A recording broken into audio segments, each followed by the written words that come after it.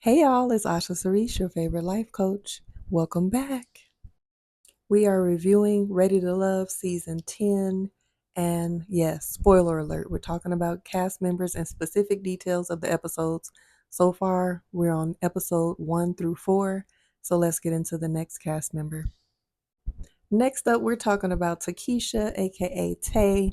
She is 35. She's a certified registered nurse anesthetist. That's one of the words I was a nurse for over 10 years, but the anesthetist is a tongue twister for me. All I know is that's a great career and they make lots of money and you got to know what you're doing in order to get that job. Clearly, it wasn't for me because I can't even pronounce it. Anesthetist. Okay. Anyway, she is really sweet. I like her energy. She came in complimenting everybody, men and women. Very friendly. She's very excited to get married. She did reveal that her ex cheated. So that was kind of like something that made her hesitate when she heard someone else say that they had a history of cheating, but she did not judge him for that. So she made the men feel like they have a safe space with them. So she is very inviting, welcoming. She has nurturing energy. Um, she kind of was vibing with one of the cast members, Francisco, who we'll talk about in a minute. She doesn't have children. She's pretty open minded to a lot. Um, she did have a conversation about conflict resolution with one of the cast members as well. That seemed pretty reasonable. And then she went on a few dates. So they had a pottery date, they had a kickback date. So she's vibing with a few of the guys. They're liking her. I don't have much to say on her yet because in these first 4 episodes, she's been giving great vibes. So her green flags, again, very friendly, very feminine. Um, they really love her dress. She had this dress on at the mixer. She's definitely great with establishing good vetting conversations, like conversations with some depth, to be even talking about past relationship issues and how she feels about them, talking about conflict resolution. These are important things to talk about when vetting. So it seems like she knows how to vet properly. Seems very emotionally intelligent so far, supportive, again, providing that safe space. Um, the yellow flag can be also about the safe space. Like sometimes you don't want to be too much of a safe space where people feel like they can dump on you or people feel like they can that you don't have any boundaries, you lack boundaries, or they can say anything or do anything and that you're going to be overly forgiving. So, of course, not being judgmental or making anybody feel bad. Hold on, y'all. Anyway, like I was saying, you don't have to make anybody feel bad, but this could be considered a yellow flag or it can be a red flag if she lacks boundaries because you don't want to be so open and too much of a safe space where people take you for granted or trauma dump on you, or think that you're so forgiving that they can get away with anything. So she has been cheated on in the past, which means that she knows that that's something she doesn't want going forward.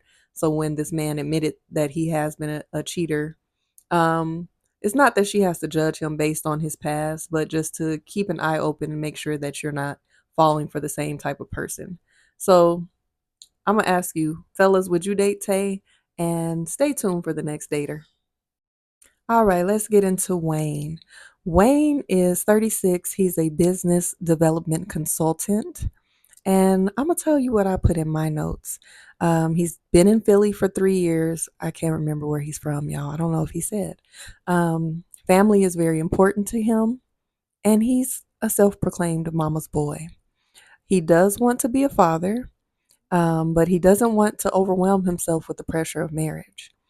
So he sees a lot of negativity regarding marriage, and he does say that he's loyal. He's been journaling since 2020 or 2015 actually, and he likes to reflect on what he brings to the table because he says that you can often tell what you don't like in others, but you need to be able to reflect on what you bring to the table.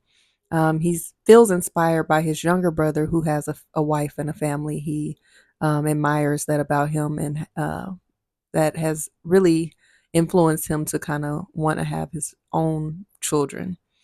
Um, he does get confronted about not reaching out. So there was one woman in particular who kind of shot her shot at him. We'll talk about her in a minute.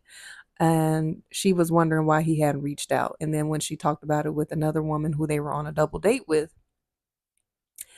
she said, I actually gave him my number too, and he didn't reach out either. So he is not really putting himself out there to pursue these women. He said that he wanted the woman that confronted him about it to allow him to pursue her on his own time. And spoiler alert, if I didn't already give that to y'all, he did get eliminated. So let's get into a little deeper dive of him. So the green flags, loyalty, it's self-proclaimed, but we're gonna give that a green flag for sure. Family oriented, and that's important depending on your personal values surrounding family. Family dynamics is definitely an important thing for me. So that he has that established. He's already showing that he has a great relationship with his mother and his brother. Um, and then the fact that um, he values personal growth, the self development, the self reflection, the journaling. So that means that he is taking time to reflect on himself, what he brings to the table, the pros and cons of how he's showing up. He has a tool. Journaling can be very healing. That means that he's sitting with himself, and that is definitely green flags. Those are definitely green flags. The yellow flag, which can be a red flag, but I'm gonna give it yellow, is that he does want children, um, but he don't want to be pressured about marriage. So it's like, I don't know why y'all feel like having children is less of a big life changing thing than marriage, but that can be a yellow flag depending on your personal values. Wanting kids, but being hesitant for long term relationships. And then the red flags, it's wonderful for men to love their mothers and to value their mothers, but it depends on you telling me you're a mama's boy. It depends on what does that actually mean. Do you just love and value your relationship with your mother, or is it giving Oedipus complex? So that can be a red flag.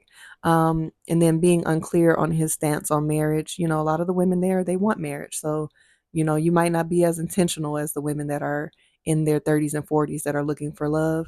And then the whole not pursuing women. Sir, you're on a dating show and you have a limited amount of time to get to know these women and to make a move. Um, why are you getting their numbers and not calling them and not reaching out to them? That's definitely a red flag. It's giving you're not there for the right reasons. It's giving you're not interested in any of the women there, and you're not willing to just be honest and upfront about it. You are just pretty much waiting to play the game and get eliminated, which you did.